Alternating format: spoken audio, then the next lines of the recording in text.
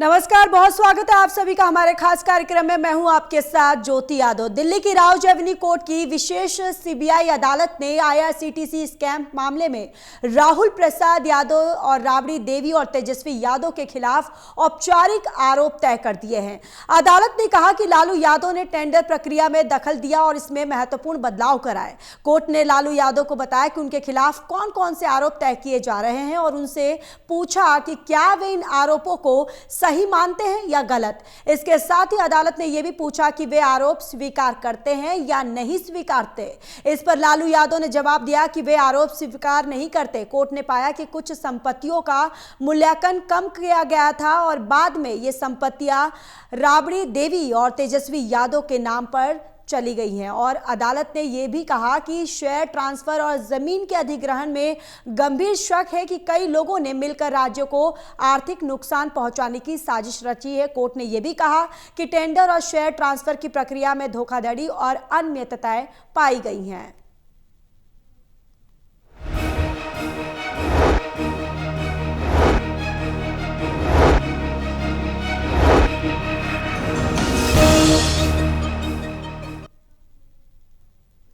और इसी खबर पर हम चर्चा करेंगे। हमारे साथ हमारे मेहमान भी जुड़ चुके हैं, लेकिन इससे पहले एक रिपोर्ट आपको दिखाते हैं जहां बिहार विधानसभा चुनाव के दौरान आरजेडी के लिए मुश्किलें बढ़ गई हैं। आईआरसीटीसी घोटाला मामले में दिल्ली की राउज एवेन्यू कोर्ट ने आरजेडी प्रमुख लालू प्रसाद यादव और उनकी पत्नी और बिहार की पूर्व मुख्यमंत्री राबड़ी देवी और बेटे तेजस्वी यादव के खिलाफ आरोप तय कर दिए हैं। अब इस मामले में तीनों समेत कुल 14 आरोपी ट्रायल का सामना करेंगे। देखिए रिपोर्ट।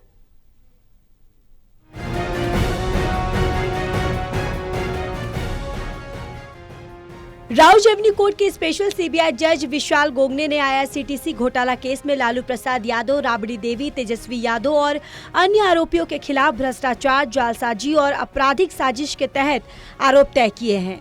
कोर्ट ने कहा कि यह भ्रष्टाचार का मामला है और सीबीआई ने सुनवाई के दौरान सबूतों की एक पूरी चेन पेश की है।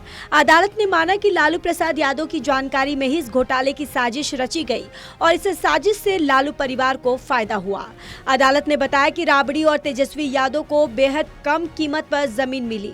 लालू यादव से कोर्ट ने पूछा कि क्या वे खुद को दोषी मानते हैं, जिस पर उन्होंने कहा कि आरोप गलत है। इसी तरह राबड़ी और तेजस्वी ने भी साजिश और धोखाधड़ी के आरोपों को अस्वीकार करते हुए कहा कि वे दोषी नहीं हैं। कोर्ट ने स्पष्ट किया कि लालू प्रसाद यादव पर भ्रष्टाचार निरोधक अधिनियम की धारा के तहत आरोप तय हुए हैं, जबकि राबड़ी और तेजस्वी पर यह धारा लागू नहीं होगी। देखिए, कोर्ट का सामान्य प्रक्रिया है और आप सब लोगों को पता है कि ये सामान्य प्रक्रिया है और आज कोर्ट ने बुलाया था और हम लोग गए थे। केस जो है हम लोग आगे लड़ेंगे और आप सब लोग जानते हैं कि भाई हम तो पहले कई दिनों से कह रहे थे कि अब चुनाव आया है तो इस तरह की चीजें होंगी, लेकिन फिर भी न्यायालय का हम लोग सम्मान करते हुए हम बस इतना ही कहना चाहते हैं कि हम लोग हमेशा से लड़ते आए हैं और आगे भी लड़ेंगे और तूफानों से लड़ने में मजा ही कुछ और है। आईआरसीटीसी घोटाला मामला साल 2004 से 2009 के बीच का है, जब लालू प्रसाद यादव रेल मंत्री थे। उस दौरान रेलवे की सहायक कंपनी आईआरसीटीसी के तहत पुरी और रांची के बीएनआर होटलों के संचालन के लिए निजी कंपनियों को ठेका देने की प्रक्रिया शुरू हुई थी। सीबीआई के अनुसार इस प्रक्रिया में अनियमितताएं की गई ताकि सुजाता होटल्स प्राइवेट लिमिटेड को अनुचित लाभ दिया जा सके। एजेंसी का कहना है कि इसके बदले लालू परिवार से जुड़ी एक बेनामी कंपनी का पटना में बाजार दर से बेहद कम कीमत पर जमीन दी गई, तो जो क्विड प्रो क्यू यानी लेन देन के बदले लाभ का मामला है। सीबीआई ने अपनी चार्जशीट में आईपीसी की धारा 420, 120 बी और भ्रष्टाचार निवारण अधिनियम की धाराओं के तहत आरोप लगाए हैं। हालांकि लालू परिवार का कहना है कि ये पूरा मामला राजनीतिक प्रतिशोध का नतीजा है। उनका कहना है कि केंद्र सरकार चुनाव से पहले विपक्ष की छवि धूमिल करने और महागठबंधन को कमजोर करने के लिए एजेंसियों का दुरुपयोग कर रही है। इससे पहले 29 मई 2025 को कोर्ट ने दोनों पक्षों की दलील सुनने के बाद आदेश सुरक्षित रख लिया था, जो तकनीकी कारणों से टल गया था। 13 अक्टूबर को कोर्ट ने फैसला सुनाते हुए सभी आरोपियों को उपस्थित रहने का निर्देश दिया था, जिसके बाद लालू परिवार रविवार शाम की दिल्ली पहुंच गए। सुनवाई के दौरान लालू यादव व्हीलचेयर पर बैठकर कोर्ट पहुंचे थे। अब राउज एवेन्यू कोर्ट में इस मामले की नियमित सुनवाई होगी। लालू प्रसाद यादव, राबड़ी देवी और तेजस्वी यादव को ट्रायल का सामना करना होगा। बिहार चुनाव के बीच इस फैसले ने आरजेडी के लिए राजनीतिक संकट और गहरा कर दिया है। Vishal Singh, total TV news, Delhi. और इसी पर ज्यादा चर्चा के लिए हमारे साथ हमारे मेहमान भी जुड़ चुके हैं। तारुफ करवा देती हूँ, ज़ेबा खान कांग्रेस प्रवक्ता हमारे साथ जुड़ चुकी है, संगीता सिंह बीजेपी प्रवक्ता, डॉक्टर राहुल राज आप प्रवक्ता हमारे साथ जुड़ चुके हैं। आप तीनों का बहुत स्वागत है टोटल टीवी पर। सबसे पहले संगीता जी आपके पास आते हुए, देखिए जिस तरीके से अब यहाँ पर लालू प्रसाद यादव जो उनके परिवार की मुश्किलें बढ़ती हुई नजर आ रही हैं और जिस तरीके से अब तेजस्वी यादव की तरफ से पलटवार किया गया, वो साफ तौर पर कह रहे हैं कि ये राजनीतिक कार्रवाई है। देखिए, पहले तो मैं ये बताना चाहती हूँ कि इस तरह से ये जो सरकार थी वो पूरा घोटाले से लिप्त सरकार थी। उन्होंने एक घोटाले नहीं किए हैं, 3-3, 4-4 घोटालों से ये लिप्त सरकार थी। और आज कोर्ट ने उन्हें ये साबित भी कर दिया कि भाई इनकी गलती थी, ये आरोपी थे। तो अब ये राजनीति से इसको जोड़ रहे हैं तो ये तो एकदम ही गलत है। इससे तो हम एकदम ही नकार रहे हैं। अगर आपने भ्रष्टाचार किया तो सजा पाने के लिए आपको तैयार रहना पड़ेगा। हमारे आदरणीय प्रधानमंत्री जो है, अभी कितना सारा विकास हुआ है, हर क्षेत्र में विकास हुआ है। आपने देखा कहीं कोई घोटाला नहीं है। लेकिन जब इनकी सरकार थी तो चारों तरफ घोटालों से लिप्त ये सरकार थी। तो इनका कहना है कि राजनीति ऐसे, ये राजनीति से इसका कोई संबंध नहीं है। इन्होंने चारा घोटाला किया, इन्होंने जमीन, नौकरी के बदले जमीन घोटाला किया, उसके बाद इन्होंने होटल घोटाला किया। तो बहुत सारे घोटाले में ये लिप्त है। तो अभी इनको सजा, जब कोर्ट ने सजा इनको कह दिया कि अब इनको सजा मिलेगी, तो ये कह रहे कि ये राजनीति से लिप्त है। तो किसी प्रकार का ये राजनीति से इनका कोई संबंध नहीं है। इन्होंने भ्रष्टाचार किया, 20 साल का जंगल राज एक तरह से समाप्त हुआ अब। और अब विकास की सरकार है, एनडीए की सरकार है, हर तरफ विकास ही विकास है। ठीक है, ज़ेबा खान जी आपके पास आते हुए, देखिए अब इस पूरे आरोप को जिस तरीके से आज सुनवाई हुई, सुनवाई के बाद जिस तरीके से अब आरोप जो है वो तय हो गया है, यानी हाईकोर्ट की तरफ से कह दिया गया है, तो अब इसको कांग्रेस पार्टी किस तरीके से देख रही है? देखिए, ये तो पहले से ही पता था कि जब चुनाव होने वाले हैं, चुनाव से ठीक पहले ये भारतीय जनता पार्टी की बौखलाहट है, एनडीए की बौखलाहट है। उन्हें पता है कि वो ये चुनाव हारने जा रहे हैं, SIR लेकर आए ताकि चुनाव में धांधली की जा सके, अलग अलग तरह के हथकंडे अपनाए। और ये भी एक लास्ट हथकंडा था जिसको उन्हें अपनाना था। हम तो इंतजार कर रहे थे कि ये वाले हथकंडे कब अपनाते हैं, वो अपनाए। और संगीता जी सही बोल रही थी, अब समय आ गया है भाजपा और एनडीए का जंगल राज खत्म होने का। बिहार की जनता ने बहुत झेल लिया, बहुत बर्दाश्त कर लिया, महिलाओं का बहुत अपमान हो गया और युवाओं का बहुत ज्यादा पलायन हो गया, बेरोजगारी चरम पर है। इंतजार कीजिए और बिहार के जनता के वोट का इंतजार कीजिए। बिहार की जनता जवाब देगी, बिहार की जनता जरूर जवाब देगी। और आप बात करती हैं भ्रष्टाचार की, आप बता सकती हैं 1000 एकड़ जमीन 1 रुपए प्रति माह के ये पर दर पर कैसे अडानी को दे दिया गया? उसी बिहार में 1000 कितने लाख पेड़ दे दिए गए अडानी को। किसके हैं वो? बिहारियों के हैं, बिहार की आम जनता के हैं। आप बात कर रही हैं घोटालों की, पहले जवाब दीजिए कि अडानी इस तरह से गिना रही है। पहले अपने पार्टी के जो राष्ट्रीय जनता दल, राष्ट्रीय आरजेडी के जो है, संगीता जी एक एक करके बोलिए। संगीता जी देखिए, आप दोनों एक साथ बोलेंगी, दर्शकों को नहीं समझ में आएगा, एक एक करके बोलिए। ठीक है ज़ेबा जी, आप अपनी बात कंप्लीट कीजिए। इस तरह का आरोप नहीं, घोटाले और इस तरह। संगीता जी मैं आऊंगी आपके पास, इसका जवाब लेने में आऊंगी। संकेत है, ठीक है, मैं इसका जवाब लेने आऊंगी। मैं इंटरप्ट करूंगी तो मुझे फिर मत बोलिएगा। मुझे ये धोखेबाज पार्टी है, छल और बल से जीतने वाली पार्टी है, गठबंधन है। अगर इन्हें पता है जनता वोट नहीं देगी, SIR लेके आ जाओ, उसके बाद से भी जनता साथ खड़ी है, तो सारे एलिगेशन लगा दो चुनाव से जस्ट पहले। ये देख रहा है, देश देख रहा है और जनता देख रही है। भारतीय जनता और गठबंधन चुनाव से पहले क्या करेगी सभी को पता है। ठीक है, देश को पता है, बिहार की जनता समझदार है, बेवकूफ नहीं है, सब जान रहे हैं। ठीक है, राहुल राज जी आपके पास आते हुए, देखिए जिस तरीके से आज राउज एवेन्यू कोर्ट में ये फैसला आया और जिस तरीके से आप देखिए तेजस्वी यादव उन्होंने कहा कि ये राजनीतिक कार्रवाई है, तो क्या ये कोर्ट का फैसला जो वो नहीं मानते, जिस तरीके से वो कह रहे कि ये तो राजनीतिक कार्रवाई है?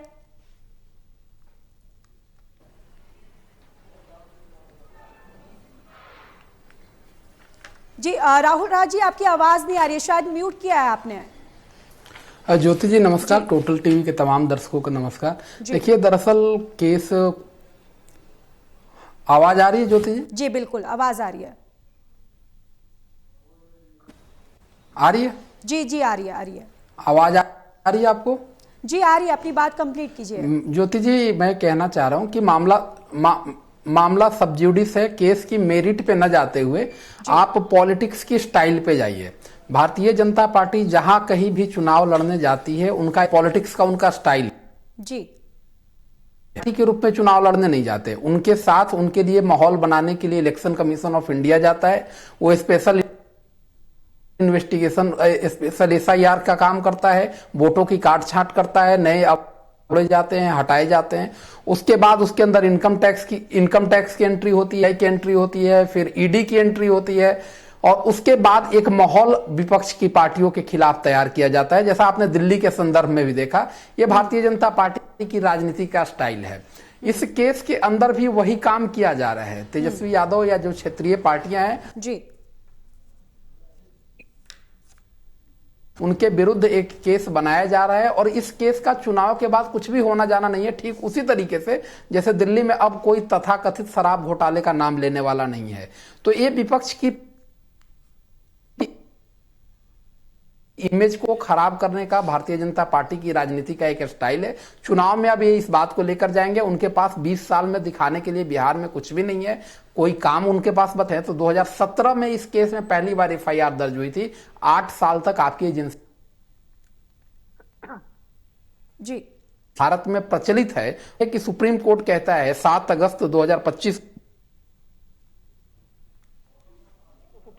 और उसके बाद ED को सुप्रीम कोर्ट कहता है कि you should be 4 corner of the law, आपको अपने लिमिट में रहना चाहिए। CBI को यही सुप्रीम कोर्ट कहता है कि आप सरकार के तोते की तरह, केज्ड पैरेट की तरह व्यवहार न करें। और जब दिल्ली शराब घोटाले में मनीष सिसोदिया, संजय सिंह को जेल दिया जा रहा था, तो एजेंसियों ने कहा था न्यूट्रलिटी मेंटेन कर रहे हैं, यानी कि एजेंसियों की प्रतिष्ठा ऑलरेडी रसातल में है। उनके ऊपर भारत की जनता का विश्वास नहीं है। लोकतंत्र के लिए एक बड़ा खतरनाक संकेत है। भारतीय जनता पार्टी ने जिस तरीके से पॉलिटिक्स किया है इस देश के अंदर, विपक्ष को बदनाम करके, विपक्ष को धूमिल छवि करके, और उसके बाद जो लोग उनकी पार्टी में शामिल हो जाते हैं, चाहे वो हेमंत बिस्व शर्मा हो, चाहे वो रेड्डी बंधु हो, अजीत पवार हो, नारायण राणे हो, येदुरप्पा हो, ये सारे दाग इनके धुल जाते हैं, इनके अगेंस्ट जांच बंद हो जाता है। ये बीजेपी की सहयोगी हो जाते हैं और फिर ये सत्ता के सुख का आनंद लेते हैं। तो आज तेजस्वी यादव हैं, कल अरविंद केजरीवाल थे। इसमें एक और भी बात बड़ी गौर से समझने वाली बात है। भारतीय जनता पार्टी ने इस स्टाइल की पॉलिटिक्स कांग्रेस पार्टी से ही सीखी है। 2007 में कांग्रेस पार्टी ने मुलायम सिंह यादव के अगेंस्ट FIR करवाया था। तो उसके बाद 2020-25 के दौरान के अंदर हुए, उन सब में कांग्रेस पार्टी शिकायत करता है। तो कांग्रेस पार्टी भी नहीं चाहती कि देश के अंदर सक्रिय पार्टियों का विस्तार हो। इसलिए अभी तक महागठबंधन के अंदर इस बात को लेकर संशय बना हुआ है कि तेजस्वी यादव को मुख्यमंत्री पद का उम्मीदवार घोषित किया जाए या न किया जाए। और आप मीडिया रिपोर्ट्स में इस बात को भी देख रहे होंगे कि तेजस्वी यादव के CM पद को घोषित किए जाने को लेकर कोर्ट के इस फैसले का भी इंतजार किया जा रहा है। यानी कांग्रेस पार्टी भी किसी प्रकार से चाहती है कि तेजस्वी यादव को दबाव में लिया जा सके, यानी कि उनका जो मूल चरित्र है वो क्षेत्रीय पार्टियों के विरुद्ध रहा है। और सच्चाई ये है कि कांग्रेस पार्टी बिहार में बैसाखी पे चल रही है। अगर वो स्वतंत्र रूप से चुनाव लड़ ले बिना गठबंधन के, तो बिहार के 243 में किसी सीट कांग्रेस के लिए जमानत होना असंभव है, जैसा कि दिल्ली के केस में हुआ था। ये भारतीय जनता पार्टी का स्टाइल है कि विपक्ष को धूमिल कर दो, उनकी छवि खराब कर दो। राजनीति में आपके पास कुछ कहने को नहीं है तो आप CBI, ED केस, ये सब फाइलें खोलकर और फिर आप जनता के बीच जाते। आज ये होना चाहिए था कि आप ये बताइए कि 20 साल में आपने बिहार के लिए क्या किया, आपने पलायन के लिए क्या किया, आपने रोजगार के लिए क्या किया, आपने शिक्षा के लिए क्या किया, आपने नौकरी के लिए क्या किया। लेकिन भारतीय जनता पार्टी के पास इसका कोई जवाब नहीं है। तो आप ठीक है, इसका जवाब मैं संगीता जी से ले लेती हूँ। देखिए जब ये चुनाव खत्म हो जाएंगे ज्योति जी, एक केस कहीं नहीं होगा, मैं आपके ऑन कैमरा बोल रहा हूँ, कहीं नहीं होगा। ठीक उसी तरीके से जैसे आज दिल्ली के तथाकथित शराब घोटाले का कोई नाम लेवा नहीं है, और उस समय कांग्रेस पार्टी और भारतीय जनता पार्टी दोनों उछल के इस मुद्दे को ले रही थी। तो इनका चाल चरित्र और चेहरा है, इससे अब किसी को राजनीति में बहुत फर्क नहीं पड़ता है। बिल्कुल, चलिए मैं इसका जवाब ले लेती हूँ। देखिए संगीता जी, यानी साफ तौर पर यहाँ पर उनका आरोप है कि जब जब चुनाव आते हैं, जब बीजेपी को लगता है कि जिस राज्य में जो पार्टी उनको कहीं ना कहीं एक तगड़ा मुकाबला दे सकती है, कहीं ना कहीं उनको शिकस्त दे सकती है, तो इस तरीके के हथकंडे जो है बीजेपी इस्तेमाल करती है, एजेंसियों का दुरुपयोग करती है, एजेंसियों के माध्यम से उस पार्टी को कमजोर करने की कोशिश करती है। देखिए, अभी ये हार रहे हैं, विकास तो चारों तरफ नजर आ रहा है, जनता देख रही है, महिलाओं की स्थिति इतनी सुदृढ़ हो गई है, हम सम्मान के साथ, हर महिला को सम्मान प्राप्त हुआ है एनडीए की सरकार में, और हर तरह से विकास हो रहा है। मैंने आपके सामने, आपने कहा नहीं बोला, आप भी सुन लीजिए, हर क्षेत्र में विकास हुआ है, चाहे वो शिक्षा का क्षेत्र हो, चाहे वो महिलाओं की स्थिति का क्षेत्र हो, चाहे अपराध का क्षेत्र हो, चाहे कोई भ्रष्टाचार का क्षेत्र हो, किसी तरह की कोई भ्रष्टाचार या कोई मतलब इतना अच्छा राज्य एनडीए की सरकार ने दिया है, और हर तरफ विकास है। इनको तो घबराहट इस चीज की है कि ये ऐसे लगा रहे हैं आरोप, जैसे ज़ेबा जी मैं आऊंगी आपके पास, वो तो कोर्ट ठीक है सजा कहा है कि इन्होंने गलत किया है, इन्होंने भ्रष्टाचार किया है, इसलिए कोर्ट ने आज सजा सुनाई। तो इसमें राजनीति दल का प्रवेश तो हुआ ही नहीं है, आपने भ्रष्टाचार किया और आपको सजा सुनाई गई। तो ये इलेक्शन के टाइम पे ऐसा हो रहा है, ये हो रहा है, वो हो रहा है, ये सब फालतू बातें हैं। ये लोग बुरी तरह से हार रहे हैं, हर तरफ विकास हुआ है। आज आप सड़कें देख लीजिए, हर गांव में सड़कों का जाल बिछा हुआ है, 24 घंटे बिजली है। महिलाएं आज वही, हम पटना में महिलाएं 6 बजे के बाद निकलने में मुश्किल, अपने आप को ये सोचती थी कि हम कैसे जाएंगे, अब 6 बज गया, कहाँ जाए, कैसे जाए, बहुत ही परेशानी थी। आज हम स्वतंत्र, अगर 11 बज रहा हो, 12 बज रहा हो, 1 बज रहा हो, कहीं भी चले जाते हैं आराम से, स्वतंत्र रूप से। तो ये विकास नहीं तो क्या है, मैं यही पूछना चाहती हूँ। ये जो बड़े बड़े भाषण दे रहे हैं, तो ये विकास नहीं तो क्या है? जनता देख रही है, जनता को पता है हम एनडीए सरकार के साथ हम आगे बढ़ रहे हैं और विकास चारों तरफ हो रहा है, और 14 नवंबर को हम फतेह ज़ेबा हासिल खान जी, करेंगे। अगर आप साथ साथ में बोलेंगी तो आपकी आवाज, आप क्या कहना चाहती हैं वो दर्शकों तक नहीं पहुंचेगा, उनको आप बोल लेने दीजिए, मैं आऊंगी आपके पास, ठीक है? तो ये कहना कि जब चुनाव आता है तो ये इस तरह की घटनाएं होने लगती हैं, ऐसा कुछ भी नहीं है। केस चल रहा था, आज कोर्ट ने उसको अपनी सुनवाई मतलब बताई। तो ये कहना कि चुनाव के समय ये होता है, वो होता है, ऐसा कुछ भी नहीं है। आपने भ्रष्टाचार किया है, आपकी पार्टी भ्रष्टाचार से लिप्त है, कोई विकास आपने नहीं किया था। अगर हम यहाँ से सीतामढ़ी जाते थे पहले तो हमको 12 घंटे लगते थे, अब हम 2 घंटे में। तो ये विकास नहीं तो क्या है जो आप मेरे से कह रही है कि विकास नहीं हुआ? विकास धरती पे दिख रहा है, हर क्षेत्र में विकास हुआ है। छोटे छोटे बच्चे स्कूल जाते हैं, बड़े बड़े पाठशाला है, अगर आप देखना चाहती है तो मैं आपको दिखाऊंगी। और कहती है कि विकास नहीं हुआ। इस तरह की बातें करके लोगों को ये मत बताइए कि हमने विकास किया, और झूठी ये आरोप लगा रहे हैं। और हमारे एनडीए की सरकार इस टाइम में चुनाव के समय ऐसा कार्य कर रही है, तो ये एकदम गलत है। जनता देख रही है, हर क्षेत्र में विकास हुआ है, और महिलाओं के क्षेत्र में तो इतना विकास हुआ है। हमारे आदरणीय मुख्यमंत्री हो या आदरणीय प्रधानमंत्री हो, जितना सम्मान महिलाओं को इस शासन काल में मिला है वो कभी नहीं आ सकता। ठीक है, ज़ेबा खान जी अपनी बात कंप्लीट कीजिए। देखिए, ये बैलगाड़ी से जाती थी क्या जो 12 घंटे लगते थे सीतामढ़ी पहुंचने में? मैं पूछना चाहूंगी। और विकास की बात कर रहे हैं, अगर इतना ही बिहार में विकास है तो प्लान रुक क्यों नहीं रहा है? नीतीश कुमार जी ने और एनडीए ने प्लान क्यों नहीं रुका? युवा पलायन क्यों रुक रहा है? कहाँ है पलायन? रुक रहा रहा है? हाँ, पूरी तरफ जाल बिछा हुआ है सरकार। अभी फैक्ट्रियां खुल रही है, लोग जाना फेज वाइज में सब होता है, विकास तो हो ही रहा है। आपकी तरह नहीं कि एकदम ही चारों तरफ भ्रष्टाचार भ्रष्टाचार, खाली अपना विकास करो, दूसरों का विकास छोड़ दो, ऐसा तो कुछ भी नहीं था। इस तरह से फेज वाइज होता है। आज जाइए ना आप, पूरी चारों तरफ बिजली से जगह, एक एक छोटे से छोटा गाँव हो, चारों तरफ बिजली है। छोटा सा छोटा अंदर का गांव हो, वहां भी सड़कें हैं, अच्छी पाठशाला, स्कूल है। संगीता जी, उन्होंने आपके बीच में कहा, देखिए उन्होंने आपके बीच में नहीं बोला। संगीता जी सुनिए, उनको अपनी बात पूरी कंप्लीट कर लेने दीजिए।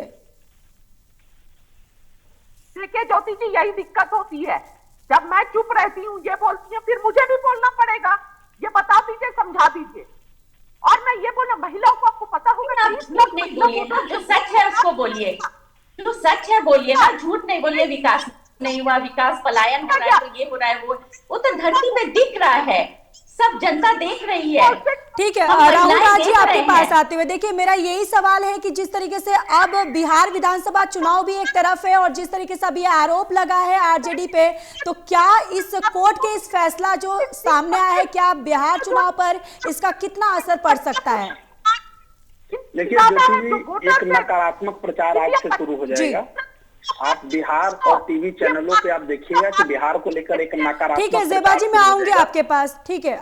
और इस बिहार को लेकर इस नकारात्मक प्रचार में बिहार के वो मुद्दे, एनडीए सरकार के 20 साल की सफलता, वो अब सब कहीं चर्चा में नहीं होंगे जी। आज से लेकर टीवी चैनल ये बात की चर्चा करने बैठ जाएंगे कि 8-9 साल की उम्र में तेजस्वी यादव ने IRCTC का घोटाला किया और उनको हम मुख्यमंत्री क्या आप बनाना चाहते हैं। मीडिया हाउस, नोएडा मीडिया इसको लेकर बैठ जाएगा।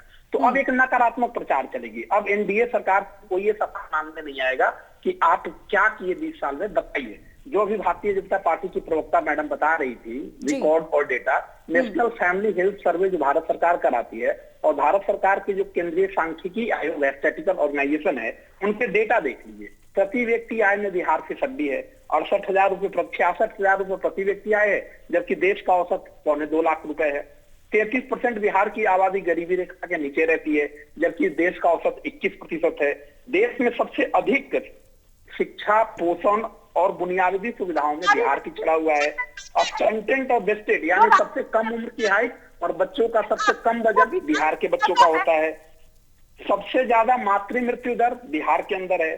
सबसे ज्यादा सबसे कम साक्षरता दर 70.9% बिहार का है। उच्च शिक्षा में सबसे कम हिस्सेदारी यानी कि gross enrolment ratio in higher education Bihar के लोगों का है। सबसे ज्यादा बेरोजगारी बिहार के अंदर है। औद्योगिक विकास में बिहार की सदी है। शहरीकरण सिर्फ 11% बिहार के अंदर। ये डेटा मेरे नहीं है ज्योति जी, ये भारत सरकार की विभिन्न एजेंसियों के डेटा हैं जो चीख के कह रहे हैं कि पिछले 11 सालों में, पिछले 20 सालों में आपने बिहार को मजदूर की फैक्ट्री बना के रखा है। हर बार आपने बिहार को दिया है, सिर्फ ये दिया है कि एक नई ट्रेन चला दो, 2 नई ट्रेन चला दो, आप मुंबई लेबर भेज दो, आप गुजरात के अंदर लेबर भेज दो। हर बार आप बिहार से लेबर भेजते रहे हैं। पिछले 20 सालों में बिहार को कुछ नहीं मिला है।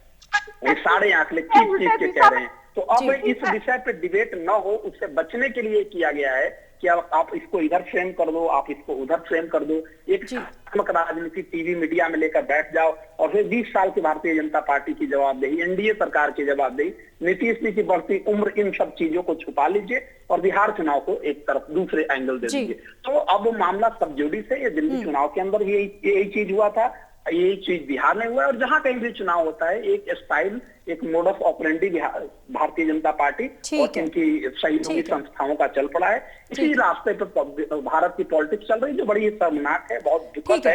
ऐसा नहीं होना चाहिए। जी बिल्कुल। चलिए संगीता जी, आखिरी कमेंट संक्षेप में बोलिएगा, वक्त की कमी हमारे पास। नहीं, ये जो इस तरह से, मेरे को लगता है कि ये जो इस तरह से आरोप लगाते हैं, कि अपने दिनों को याद करें और कि अभी के टाइम को देखें, समय को देखें और बिहार आके हर गांव में जाए, हर जगह जाए, देखिए कितना विकास हो रहा है, विकास हो रहा है। हर चीज में समय लगता है।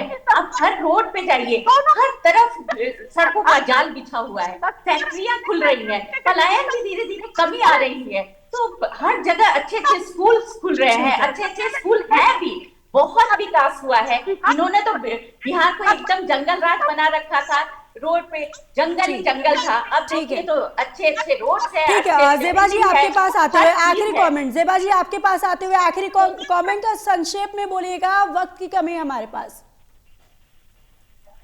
बिहार में गुंडा राज है और इस बार इंडिया गठबंधन की सरकार बनने जा रही है। डबल इंजन की सरकार उल्टे दिशा में जा रही है। पूरा इनका आपस में फूट चल रहा है और चुनाव गुंडा राज तो इनके समय थी। बिल्कुल, तो देखिए अब जिस तरीके से अब ये फैसला आने के बाद अब कहीं ना कहीं इस फैसले का प्रभाव जो है वो बिहार विधानसभा चुनाव में कितना पड़ता है वो तो देखने वाली बात होगी। आप तीनों का बहुत बहुत धन्यवाद हमारे इस खास कार्यक्रम में, इस खास चर्चा में हमारे साथ जुड़ने के लिए। चलिए यहाँ रुकेंगे एक छोटे से ब्रेक के लिए, जल्द हाजिर होंगे।